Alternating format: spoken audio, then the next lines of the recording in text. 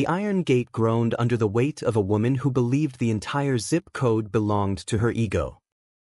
Brenda stood there with her hands on her hips and a neon-pink visor tilted like a crown of entitlement while she stared at my century-old oak trees. Can you believe the sheer audacity of someone trying to bolt a padlock onto a gate they didn't own? This wasn't just a neighborly dispute anymore. This was an invasion of the only sanctuary I had left. I watched her from the kitchen window, the steam from my black coffee blurring the glass as I let out a long, jagged sigh that felt like it came from my toes. The morning air usually smelled like damp earth and blooming jasmine, but today it just smelled like trouble. My skin prickled with that familiar heat crawl of anxiety that quickly curdled into cold, hard resentment. Why couldn't she just stay on her side of the cul-de-sac? I stepped out onto the porch, the floorboards creaking a warning, and felt the humid breeze catch the hem of my shirt. Brenda didn't even look up at first. She was too busy directing two confused-looking laborers to start hauling a heavy-duty playground set through my garden. "Excuse me, Brenda, but what on earth do you think you're doing?" My voice came out steadier than I felt, cutting through the rhythmic thud-thud of the workers dropping cedar planks onto my manicured lawn. She turned slowly, offering a smile so saccharine it made my teeth ache. "Honey, we discussed this at the HOA meeting you skipped," she chirped, waving a manicured hand toward the woods. "This little grove is technically an easement, and since the neighborhood kids have nowhere to play, the board decided this is now the Pinecrest Community Commons." My heart did a slow, painful somersault in my chest. Pinecrest Community Commons? Is she for real? I walked down the steps, the grass crunching under my boots, and stood right in front of the private property sign she had conveniently draped her designer sweater over. "This isn't an easement, Brenda, and you know it. This is 3 acres of deeded land that has been in my family since before this tacky development was even a blueprint. You're trespassing." She let out a sharp, bird-like laugh that echoed off the trees, a sound so brittle it could have shattered glass. "Property lines are so fluid these days, don't you think?" says. "The HOA bylaws state that any undeveloped green space within the perimeter can be repurposed for the greater good of the residents." She actually used air quotes. Can you imagine? The greater good? I felt my pulse drumming against my collarbone, a steady thump-thump-thump of escalating fury. I told her to leave, my voice dropping an octave, vibrating with a threat I wasn't even sure I could back up yet. "Get your equipment and these men off my land, or I'm calling the sheriff." Brenda didn't flinch. Instead, she stepped closer, the scent of her expensive, cloying perfume hitting me like a physical wall. "Go ahead. Call them." "Yes?" The mask of the friendly neighbor slipping to reveal the predator underneath.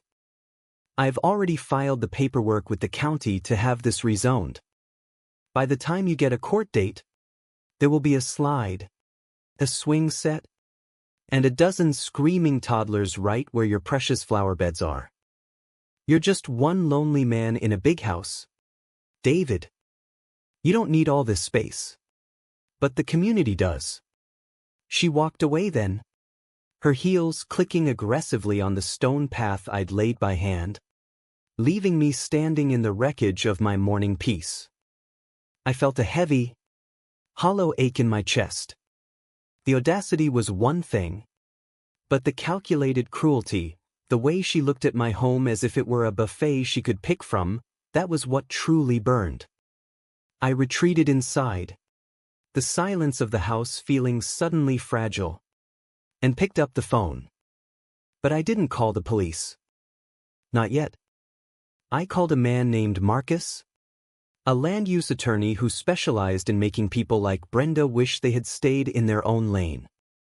The next few weeks were a blur of whispered conversations in the neighborhood and the constant, grinding noise of construction. Brenda had moved fast. Every time I looked out my window, I saw more of my private park being dismantled. They tore up the wild ferns. They leveled the small hill where I used to sit and watch the sunset. It felt like they were peeling back my own skin.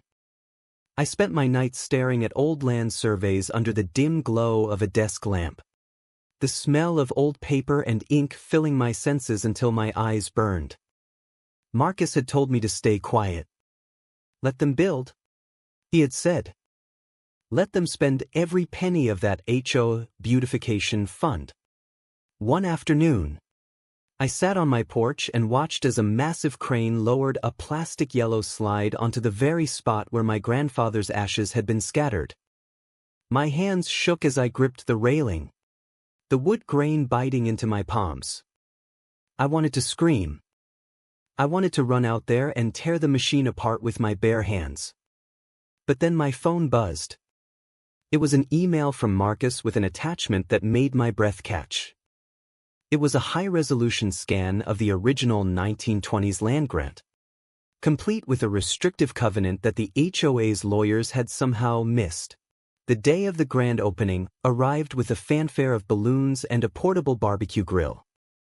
Half the neighborhood was there, lured by the promise of free hot dogs and a new place for their kids to burn off energy. Brenda was in her element, wearing a sash that actually said "Community Leader" on it. She was standing on a makeshift stage, clutching a pair of oversized ceremonial scissors. I walked out into the middle of the crowd, my heart hammering against my ribs like a trapped bird.